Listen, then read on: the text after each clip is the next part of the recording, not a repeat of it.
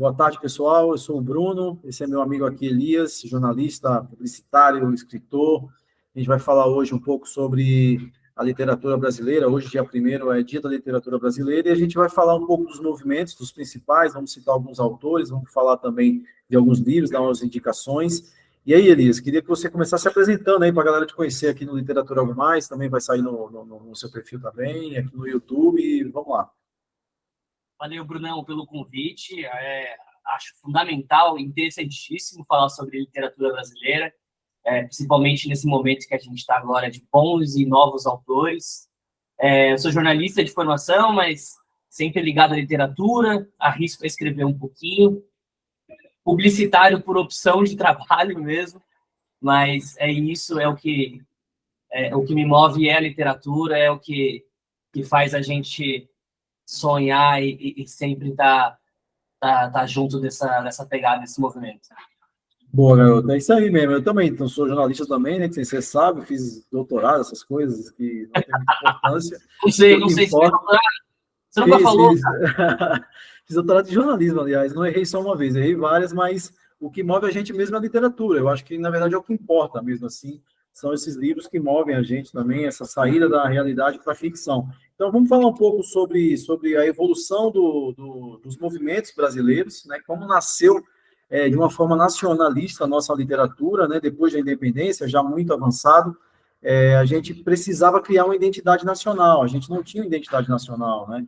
E aí houve um dilema ali, o romantismo já estava muito aflorado na Europa, que era o principal foco cultural do mundo, não que não seja mais agora, mas antigamente detinha muito monopólio, e o Brasil, obviamente, como uma colônia de um país europeu, tinha muita ligação com esse tipo de literatura, de pintura, e depois da independência houve várias expedições, principalmente na pintura, com os franceses que vieram no primeiro reinado, e aí chega um momento em que a gente precisa criar uma identidade nacional, em que é óbvio, toda nação precisa de um herói imaginário. E aí a gente tem um problema, porque o branco, ele é o europeu colonizador, ex-colonizador, né? E a mão de obra escravizada, sequestrada da África, também não pode ser. Então a gente vai rememorar e vai ressignificar a figura do indígena, né? Inicialmente tratado como um selvagem, sem costumes, que precisa ser catequizado para ser salvo, né? Que é o que fala mais ou menos a Carta de Pero Vaz, que é o primeiro registro literário da história do Brasil, e vai haver uma ressignificação do romantismo.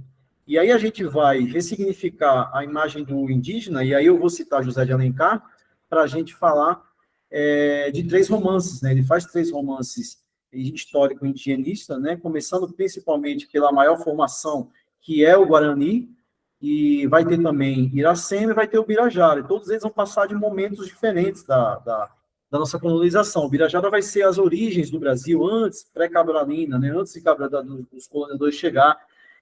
Iracema já vai ter um pouco do mito da ocupação, né? Porque a história vai se passar entre Peri, que é um imperador de uma tribo famosa indígena, muito poderosa, que, por devoção e paixão, vai deixar de ser o imperador para cuidar de Ceci, que é uma europeia portuguesa branca, filha de Antônio de Maris, e esse nome é importante quando a gente for falar do modernismo, porque o Oswald vai citar ele diretamente no Manifesto Antropófago. E então Peri deixa de ser o imperador para conviver com os europeus. E aí existe um lance no romantismo, que o romantismo ele não rememora os mitos e as tradições indígenas, ele só faz um rebrand, né? A gente começou falando que a gente trabalha com publicidade, ele faz um rebrand do indígena, ou seja, o indígena como um bom selvagem, que é aquilo que também Rousseau falava, ou seja, o indígena com costumes e valores europeus brancos, né? Então, um cavalheiro medieval, muito, muito honrado, com uma honra inabalável, né? Que é essa idealização que o romantismo vai trazer. E aí, no final do livro, e aí eu gosto sempre muito de citar isso, porque a formação do povo brasileiro se dá por Peri e Ceci, né? Vai ter uma batalha entre os indígenas da região onde a família da Ceci ocupa o território, e nessa guerra, o pai dela, o Antônio de Maris, vai entregá-la a Peri para que Peri a salve, porque todo mundo vai morrer, desde que ele se converta ao catolicismo. E ele se converte por amor, devoção, essa paixão inabalável que ele tem por ela, uma paixão muito pura, tá? Não é uma paixão em termos somente de amor, mas também de devoção como um súdito, né? Como né? Um rei, uma rainha e os seus súditos. Ele aceita, eles fogem e começa o dilúvio. E aí existe, o Alencar faz a relação entre o mundo cristão e o mundo indígena, que ambos terminam com um dilúvio. E aí eles vão se abrigar numa árvore, assim como Tamandaré fez, e Tamandaré vai povoar o mundo depois que acabar o dilúvio, assim como Noé fez com a arca, né? Então, assim, a ligação dos dois mundos. Então, aqui a gente está ligando o mundo branco cristão com o mundo indígena do nativista, do brasileiro original. E assim vai se formar o povo brasileiro. O povo brasileiro se forma no momento em que Ceci e Peri se beijam no final do livro, quando esse dilúvio está acabando com o mundo. Então, a gente parte também, por outro lado, depois do mito da ocupação, a gente vai também passar por esse momento de formação da nação brasileira através de um beijo do indígena com uma europeia branca, que vai formar esse povo brasileiro multicultural, diverso, para também passar também por um lado muito importante do romantismo. E aí eu cito o Gonçalves Dias, né, que é a parte dos poemas, da poesia, que aí já seria já a elevação da paisagem, a elevação da terra, a elevação da pátria, da nação, e aí citar a Canção do Exílio. Aí, para a gente avançar, eu já citei duas, a Canção do Exílio, também tem Juca Pirama, tem a Canção dos Tamoios, o Canto do Guerreiro, que também eleva também a figura indígena do povo brasileiro original, mas com valores europeus, né, valores de homem branco. E aí a gente chega no realismo, e aí citar o Machado de Assis como o primeiro, né, e dizer que não existia antes obras realistas, mas o marco fundacional é 1881, quando sai Memórias Póstumas de Brás Cubas, que, aliás, é um dos meus 10 livros favoritos. Assim, eu adoro Memórias Póstumas. Sensacional. E se você quiser falar alguma coisa, pode ficar à vontade aí, me interrompe aí. E aí, a mudança do realismo, só para a gente chegar logo no que importa, que é os pós-modernistas, que a gente vai falar mais, que são a literatura mais contemporânea que a gente vive de uma forma muito mais marcante, e então, eu acho também que deve ser a preferência da maioria da galera, apesar que Machado de Assis é certamente uma unanimidade. Então, a gente está no realismo, o realismo já quebra um pouco o ideário romantista, né? Ele já vai tratar do convívio social, do triângulo amoroso, vai tratar da infidelidade, é um herói problemático. E aí a gente cita Brás Cubas como herói problemático e também cita Bentinho, Dom Casmurro, né? E ambos com triângulos amorosos, assim como a grande obra do realismo europeu, que é Madame Bovary, né, do Flaubert, que também tem um triângulo amoroso. Então, Capitu e Emma Bovary se parecem muito nessa questão, casadas, traem, ou não, no caso do Capitu, trai ou não trai, eu acho que trai, provei já em outro vídeo, inclusive, mas só no termo geral, tipo assim, mulheres que são casadas e que existe o triângulo amoroso, né? Então, o realismo ele já quebra um pouco da idealização da terra, a idealização da sociedade, e ele é mais urbano também, diferente do romantismo, né? O romantismo sempre tem aquele, como é indigenista, sempre tem uma questão mais rural. E o Machado já traz elementos da cidade do Rio de Janeiro, o Brás Cubas é um deputado frustrado, que quis ser senador, ministro de Estado, não virou. Inclusive a Virgínia, que é a amante dele no livro, ela casa com o senador justamente porque o cara é senador e ele é deputado. Então, tipo, ela escolhe o cara mais rico. E aí citar também o Aloysio de Azevedo, que vai falar de um cortiço, tratar também já muito das condições de vida social das pessoas no Rio de Janeiro, né, a formação futura das favelas e tudo mais. E aí a gente chega num livro muito importante, já para fazer uma ponte entre o modernismo e os outros, o romantismo, o realismo, o pré-modernismo. E aí eu vou citar o Lima Barreto, né, com o Triste Fim de Policarpo Quaresma, porque é um livro que é uma crítica ao romantismo. E é a primeira crítica ao romantismo, porque o modernismo ele vai ser um movimento contra o romantismo. E aí depois a gente vai citar Macunaíma e vai falar justamente disso, porque Macunaíma é a oposição de Peri. Mas é daqui a pouco. O Policarpo, cara, sempre que eu falo Policarpo, é Policarpo Quaresma, é de 1915. E ele vai criticar, é um cara extremamente nacionalista, todos os livros que ele tem na biblioteca dele, e o Lima Barreto vai citando isso, são de autores brasileiros, geralmente o José de Alencar, o Gonçalves Dias, a elevação da pátria, tudo que é brasileiro é melhor, tudo que é de fora ou dos outros não importa, o Brasil é o que existe, essa nação idealizada, e é uma crítica que ele vai fazendo ao romantismo, é até meio ingênuo também, uma pegada um pouco quixotesca, ou seja, todo quixotesco fatalmente é um ingênuo de alguma forma, e ele vai fazer essa crítica. Vai ser a primeira vez que isso vai acontecer de uma forma direta. Né? Então, quando chegar o modernismo, que vai chegar agora, que aí chega o Oswald de Andrade com os elementos do Manifesto Pau-Brasil, quer dizer, vamos pegar tudo que é de bom de tendências internacionais de criação artística, seja na pintura, seja na poesia, seja na prosa, e vamos transformar isso em brasileiro, mas tipo, seguindo as sequências, seguindo as tendências. Só que chega um momento em que ele mesmo se dá conta de que não, que é uma contradição. Se eu estou seguindo a tendência internacional, eu não estou criando uma identidade de cultura brasileira. Então ele vai e faz, 4 anos depois, o Manifesto para o Brasil é de 1924 e o Manifesto do Antropófago é de 1928. E aí ele vai falar para a gente destruir o romantismo. Tipo, não existe aquilo lá. E aí ele cita o genro de Antônio de Maris. Então, tipo, ele cita Peri. Assim, ó, a gente não pode querer que o indígena tem a moral que o genro de Antônio de Maris tem, que é um imperador que se transforma num cara apaixonado por uma europeia, que segue ela devotamente, que deixa de ser o que ele poderia ser, que era um brasileiro nativo, forte imperador. E aí até ele fala, tupi ou não tupi, eis a questão, né? Quer dizer que a gente tem que pegar tudo que existe no mundo, deglutir e transformar isso em brasileiro. E quem vai fazer isso de uma forma marcante, que vai fundar a literatura modernista, né? Porque o movimento artístico de pintura foi a Semana de Arte Moderna de 22, vai ser o Mário de Andrade em 28, com Macunaíma. E aí Macunaíma tem um aspecto interessante, porque Macunaíma, todo mundo fala que o herói sem caráter por não ter caráter, mas na verdade é o contrário. Como ele tem todos os caracteres dos brasileiros, ele não tem caráter nenhum, porque é o que o Oswald fala, nós somos anarquistas, ou seja, no sentido de que nós não temos um único gênero, nós não temos uma única formação, nós não temos uma única cultura, nós somos tudo. E o Mário de Andrade vai fazer justamente isso com o Macunaíma, no sentido de que o Peri, ele nasce indígena e negro, ele cai numa fonte e fica branco e loiro. E é um livro surrealista, numa pegada muito coloquial, ele usa muito a maneira de se falar para se escrever, que era a maneira que eles acreditavam também, que seria a desconstrução também da forma gramatical, do idioma do colonizador, e transformar isso no brasileiro. E aí o Macunaíma é essa junção de tudo, né? A junção de quebrar completamente o romantismo e a devoção europeia e os costumes europeus que o Peri tem e transforma o Macunaíma no brasileiro, o brasileiro completo, como nós somos, com todos os nossos caracteres, com todas as nossas cores e raças e formas. E é um livro surrealista, a leitura é um pouco difícil, mas é um livro muito interessante. Ele está em São Paulo, aí ele corre, chega no Mato Grosso, do Mato Grosso ele passa para o Amazonas, e aí ele vai trazer pela primeira vez os elementos dos mitos e do folclore indígena para a literatura, coisa que os romancistas não fizeram. Então a gente chega nesse ponto que também em 1928 a gente chega no pós-modernismo, na segunda geração do modernismo, com a Bagaceira, do José Américo de Almeida, que já vai tratar o pós-modernismo como um romance regional.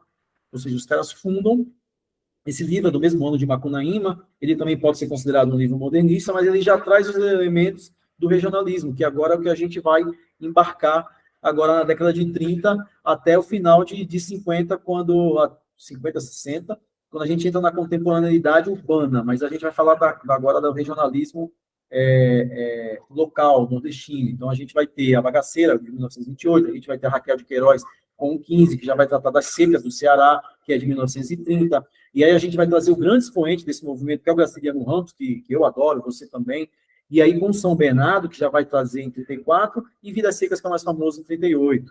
E aí citar também, que é um cara que você gosta pra caramba também, que é o Érico Veríssimo, com O Olhar e os Lírios do Campo, que já traz um regionalismo do Sul, e também o Tempo e o Vento, que ele vai fazer a formação do Estado. E aí você agora, por favor, fale um pouquinho aí, que eu já falei demais. Não, boa. É interessante a gente pensar em regionalismo e você citar o Érico, porque eu acho que o Érico ele vai falar muito da formação do Estado do Rio Grande do Sul de forma com a sua literatura, com a sua escrita, enquanto o Nordeste está muito mais voltado para uma questão crítica, né, do que se vive ali. Não existe tanto uma tentativa de formular o que é aquilo, o que é aquele Estado, e como que se deu aquele povo, mas sim um olhar muito para a realidade mesmo. Assim, né? Quando a gente fala de 15, quando a gente fala do Graciliano Ramos, de Vida Seca, que é um livro fundamental para entender o Brasil, até hoje, inclusive. Então, o Brasil é tão grande, tão distinto, que até a sua literatura, que fala sobre si mesmo, é diferente, né? Ela consegue abarcar vários momentos distintos e faz parte do Brasil, não tem como não falar que, porque são diferentes, não fazem parte da nossa formação. Então, acho isso muito, muito interessante. E aí, volto com você aí. Boa, não, esse aspecto que você falou da diferença do Érico, que é a formação do Estado, uma questão mais territorial, cultural, né, que ele vai falar também muito dos conflitos, né, no Rio Grande do Sul, ele traz uma diferença, mas ele traz uma pegada mais histórica social. E os autores do Nordeste vão trazer uma pegada mais de denúncia para as condições de vida, né? Então, você tem, por exemplo, Vidas Seca, que fala de imigração, os caras estão se retirando da terra, e aí vai quadrar também, por exemplo, com o quadro do Portinari, os retirantes, né? Que se enquadra muito bem. Então, é um monumento também, e o Portinari é dessa época, eu acho que até o quadro também é. Então, você vai juntar os vários estilos de literatura regionalistas para trazer também os elementos de justamente que os modernistas falavam. A gente não é um só, a gente tem vários caracteres, né? E aí isso vai ser... Portinari, que tem coisa interessante, fofoca, viu? Fofoca. Opa, manda fofoca a gente, né? Eu li recentemente a biografia do Nelson Rodrigues pelo Rui Castro, né? Ótimo biógrafo. E o Portinari era amigo da família Rodrigues, né? Então, o Portinari, quando sai do interior de São Paulo, muito pobre, sem dinheiro, sem grana, assim, ele vai para o Rio de Janeiro e ele é acolhido pela família Rodrigues. Então, o Mário Rodrigues acolhe ele, coloca ele dentro de casa e ali ele começa a levar os seus trabalhos adiante. Então, ele tem toda uma estrutura que ele consegue ter para conseguir pintar através dos Rodrigues, né?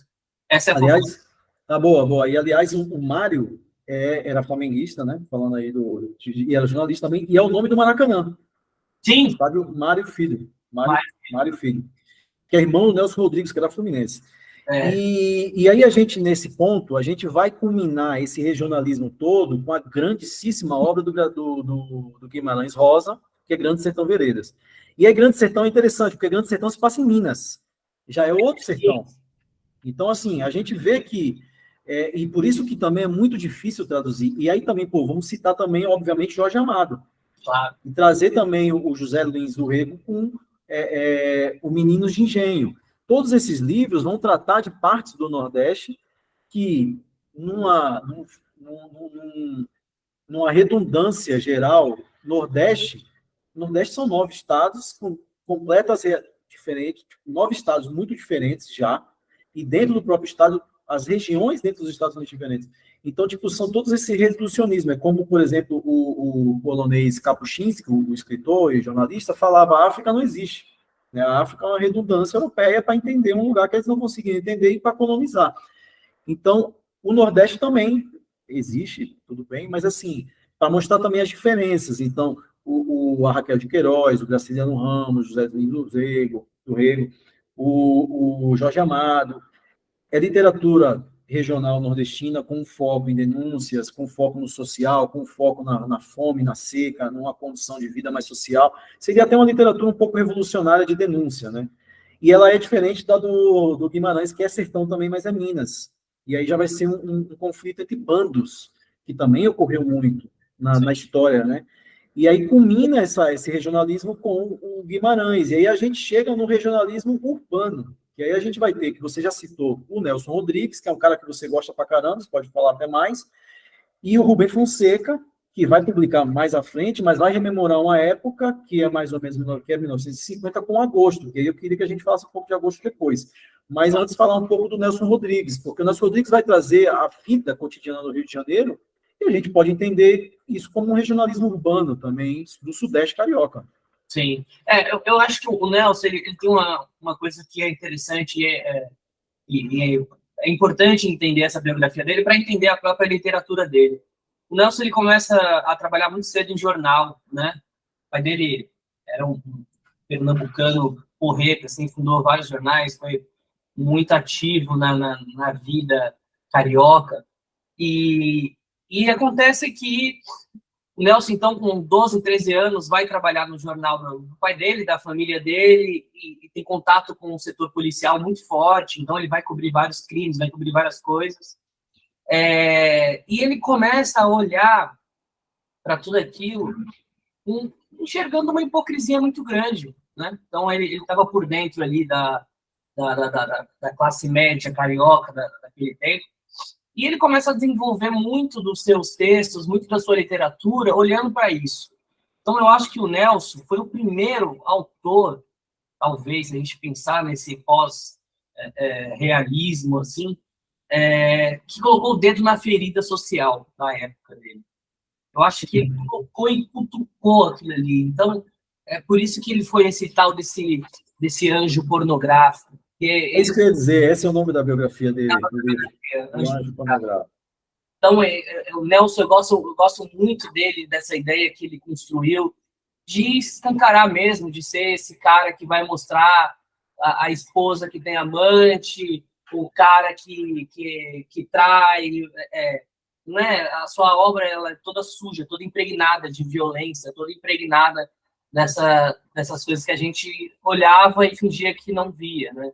Então, eu gosto muito, muito, muito da obra do Nelson, principalmente pela essa coragem que ele teve já desde aquela época, né? E um ponto interessante do Nelson, essa parte, por exemplo, você citou, a gente até conversou pessoalmente um dia sobre a vida como ela é. O título dessa série de textos, contos, talvez, ou pequenos romances, ele já desmascarar essa classe média alta da Zona Sul do Rio de Janeiro também, revelar a hipocrisia desse pessoal.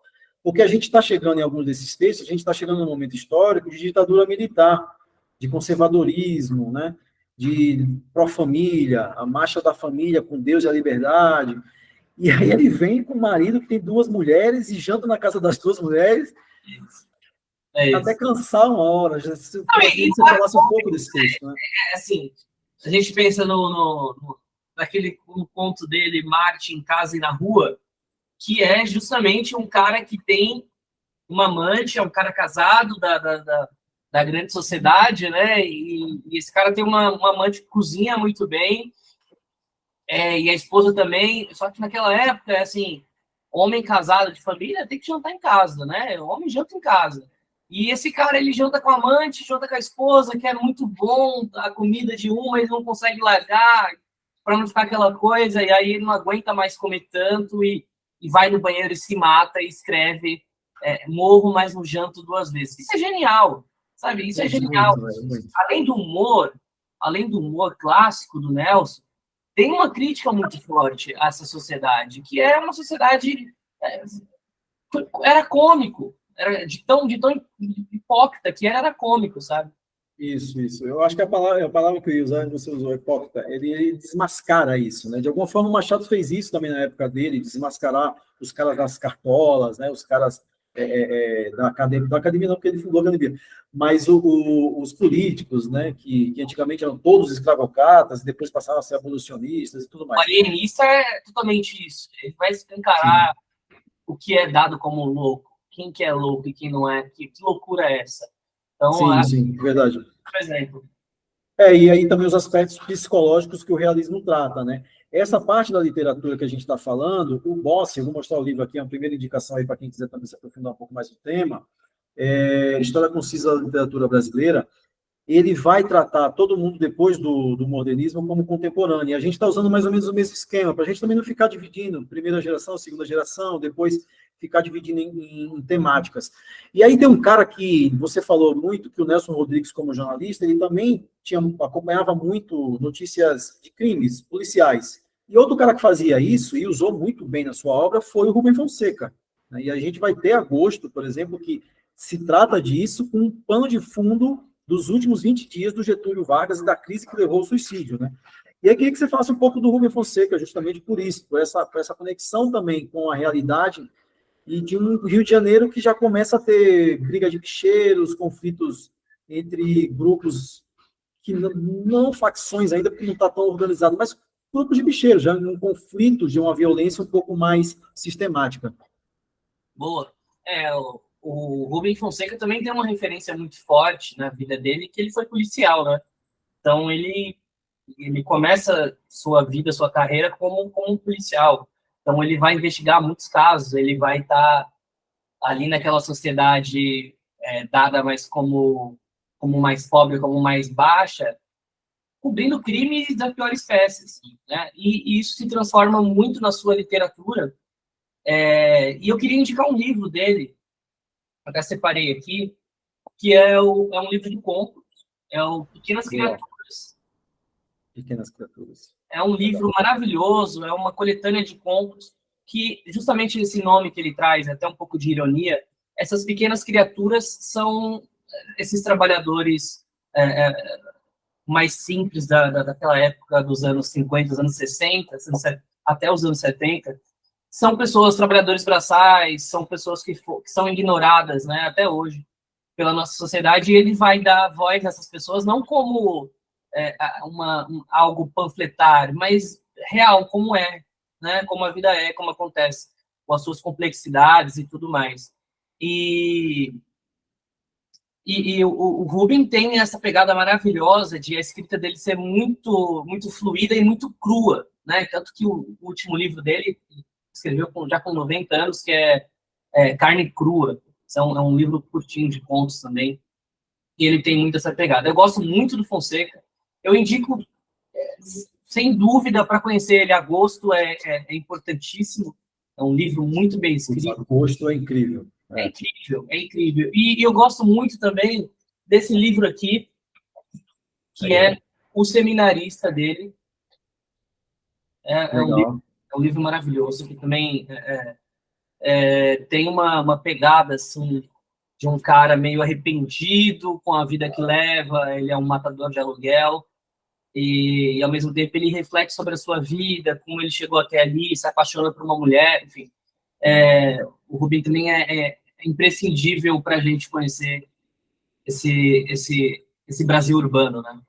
Aliás, o indicar também, Agosto, obviamente, é um livro fantástico. Eu reli recentemente, outro nível, assim, um negócio impressionante, como ele vai conseguindo juntar. Ele faz uma narrativa não linear, né? Ele vai contando solto, e mais ou menos antes da metade do livro ele junta, e você fala, caraca, impressionante, né? Porque ele vai pegando muito do contexto social, importante também, que é uma pegada que eu gosto muito, essa pegada mais histórica, do atentado contra o Caso Lacerda, que vai gerar a crise final do governo do Getúlio no segundo mandato, porque aí vai ter uma tentativa de golpe de Estado e o Getúlio se nega a sair e se mata. Ele vai pegar todo esse contexto para falar de um crime. E aí, falar isso para dizer que tem uma minissérie da Globo, que é o Zé Maier, o principal, e tem a Letícia Sabatella e a Vera Fischer também, são os três principais. É o Triângulo Amoroso também. Então, também tem muitos elementos do realismo brasileiro, que é o triângulo amoroso, o herói problemático, o cara é um policial, então também tem muito da vivência, talvez, dele pessoalmente, que nem você falou. E aí, indo também nesse sentido, já mais para a gente ir finalizando aqui, você falou que está com uns livros aí também para indicar, você já indicou do Fonseca, quem mais você tem aí para indicar para a galera? Cara, eu queria falar de um cara que escreveu sobre São Paulo, nos anos 50, nos anos 60, um paulistano, que eu acho que foi um pouco esquecido pela crítica, e é um escritor maravilhoso, maravilhoso, maravilhoso, muito bom, que é o João Antônio. Eu indico esse livro aqui, Malagueta, Perus e Bacanaço. Bota mais na sua cara, assim, porque como está com o efeito desfocado, aí não dá para ver. Dá mais ou menos. Tá de boa, tá de boa. Só a gente falando o nome, depois... Aí sim, agora foi. João Antônio, isso aí. João Antônio, Malagueta, Perus e Bacanaço. Cara, João Antônio foi um escritor paulistano, também muito ligado à cena urbana, assim, e esse livro é dos anos 50, ele vai escrever sobre 3 malandros que vivem a vida deles, eles ganham dinheiro, sobrevivem dando golpe, né? Então, jogando muita sinuca, muito baralho, fazendo pequenos golpes, e eles vão levando a vida assim. E é um livro muito datado para você entender São Paulo daquela época, né? Cada capítulo é o nome de um bairro. Então, esses malandros andando por esses bairros, ganhando dinheiro, encontrando pessoas, Então, tem Pinheiros, Barra Funda, Lapa, Água Branca, são todos esses lugares que esses caras passavam, e é um documento histórico também daquele tempo, daquela cidade. Imagina, eles estão em Pinheiros e tem bonde passando, eles estão pegando um bonde em Pinheiros.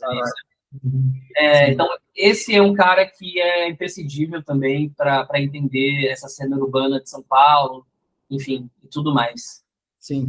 Nessa pegada da... desculpa, falei. Pode interromper. E Imagina. o João Antônio O João Antônio, ele tinha uma rixa muito grande com o Fonseca, com o Rubem Fonseca. Inclusive, o João Antônio, ele foi um pouco esquecido depois que o Rubem Fonseca surgiu. As pessoas olharam muito mais para o Fonseca e esqueceram do João Antônio. Inclusive, tem uma carta que ele está conversando com um colega jornalista dele, que ele era jornalista, o João Antônio, e ele chama o Rubem Fonseca de tira safado. Porque o Fonseca era policial.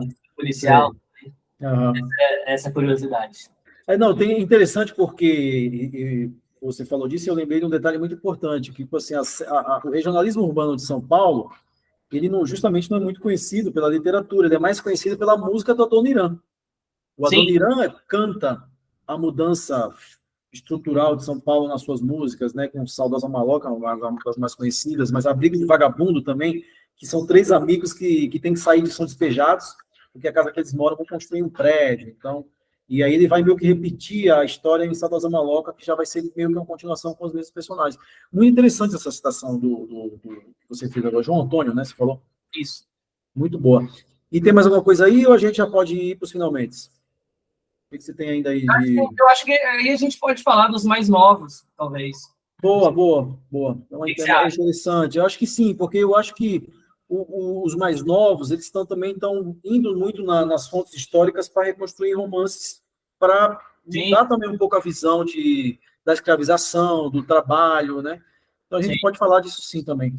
Só falar nesse período também, tem Quarta de Despejo, da Carolina Maria de Jesus. Maravilhoso. Que vai falar aqui em São Paulo. Então, assim, vai falar também da realidade das favelas de São Paulo, não somente... a gente citou o Cortiço, citou alguns outros livros que falam da cena urbana do Rio de Janeiro, das moradias. Ela vai citar também, vai mostrar a miséria, na verdade, que vive uma pessoa que mora numa favela aqui em São Paulo, na década de 60, né? Um diário que ela escrevia, um jornalista encontrou, editou, e depois outros livros dela agora estão sendo relançados, que também é uma escrita muito, muito boa, e fica essa indicação para a galera. Mas vamos falar da galera mais nova aí, pode começar com você. Olha, Brunão, continuando nessa pegada, acho que falando de crítica social, claro, não panfletário, mas uma coisa que de verdade tem uma qualidade literária muito grande. Eu gosto muito do Giovanni Martins, que tem despontado agora, é um carioca. Ele tem 2 livros. O primeiro livro dele foi um livro de contos, chamado Sol na Cabeça. Eu não tenho ele aqui. E o segundo livro dele é um romance que chama Via Ápia. Aí. Boa. Via Ápia, Giovanni Martins, apareceu. Via Ápia é um romance dele que vai falar sobre 3 amigos antes e depois da ocupação da UPP na Rocinha. Assim. Então, é um livro... bem mais contemporâneo, hein? Interessantíssimo. Assim. Então, ele é muito bom, eu gosto muito dele. E a gente tem, eu acho que, para mim, é um dos autores nordestinos mais talentosos que surgiu nessa última década. É um cearense, tem um carinho enorme, principalmente por ser por me ser familiar, né? Eu sou de uma família cearense, que é o Estênio Gardel, A Palavra que Resta. É um famoso. Esse livro parece ser muito bom. Maravilhoso. O primeiro romance dele. E eu acho que é fundamental. Quem gosta de literatura precisa ler o Stênio. Vai se emocionar bastante com esse livro aqui.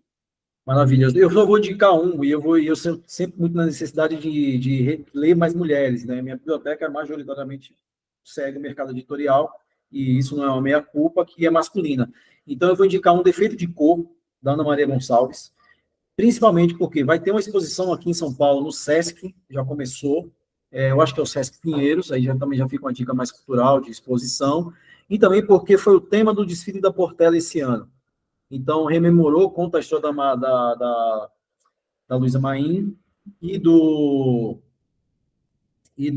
filho dela, do do Luiz Gama, que foi um advogado abolicionista que conseguiu a alforria de diversos ex-escravizados, baseado na lei, depois que proibiu primeiro o tráfico negreiro, depois proibiu a venda e a compra de escravizados no Brasil, e ele consegue, de uma maneira retroativa, fazer com que as pessoas que entraram depois da lei proibindo o tráfico fossem libertas. Então, esse livro eu acho que é um livro muito fundamental para a nossa história e uma maneira também da gente conhecer também a questão da escravização de uma maneira como ela deve ser contada, ela não deve ser romantizada como nas novelas, sabe? Tipo, Sim. Ela deve ser contada da maneira cruel que ela foi, para que isso, obviamente, nunca mais volte a acontecer, e também que esse racismo estrutural que a gente tem no Brasil desde sempre, desde dos primórdios, também comece, através da educação e da leitura, a mudar. Então, acho que seria isso, né? A literatura brasileira fazer uma consideração por que ler, é um tema que eu cada vez mais me interessa, e aí eu acho também que a gente tem um problema educacional de que a gente faz com que pessoas muito crianças leiam livros muito difíceis, e isso frustra muito, e acaba que faz com que as pessoas não olhem nunca mais para a literatura brasileira, para os livros clássicos, para os mais contemporâneos, como a gente citou vários aqui, e eu vou depois fazer a listagem, aí eu coloco na legenda do vídeo, para a galera pegar como dica de leitura, da gente tentar trabalhar a literatura brasileira naquilo que ela tem de melhor, que é a diversidade. Então, esse seria, tipo assim, por que ler autores brasileiros, autoras brasileiras? Pela diversidade, pela diferença de que escritores conseguem tratar de assuntos que são de forma macro semelhantes, né? Como a fome, a moradia, a educação, o contexto social, o contexto político. E é importante, acho que é importante, Bruno, a gente bater muito nessa tecla. A imaginação ela é fundamental para a vida. Um povo que não tem imaginação é um povo triste, é um povo que não consegue olhar para o futuro, imaginar. Então, eu acho que nós dois, a gente somos suspeitos para falar de literatura, mas cada vez mais se torna necessário a literatura na vida das pessoas. Cada vez mais é necessário que os nossos jovens tenham contato com a boa literatura brasileira, porque a gente tem muita coisa boa e a gente tem uma capacidade muito grande de produzir boas literaturas, sabe? Então, ler para imaginar sempre. É isso mesmo, é isso mesmo. Eu acho que eu ia pegar, para finalizar, uma frase do Borges, né? Porque eu imagino que o paraíso seja uma biblioteca, né?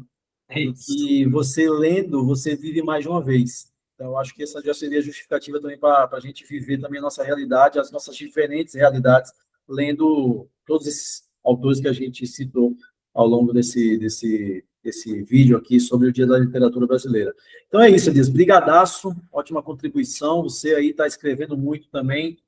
E logo mais, quando a gente vai ler alguma coisa sua aí, é a expectativa. Em breve. Espero que em breve a gente tenha outra conversa para falar sobre o meu livro. Mas, vamos Bruno, falar sim. Obrigado, adorei demais a conversa, acho seu canal sensacional. Obrigado pela sua humildade também, pelo seu tempo. Continue precisando, eu estou sempre aqui. Igualmente, estou sempre aqui também. Um abraço, brigadão aí. Valeu, irmão. Valeu. Valeu.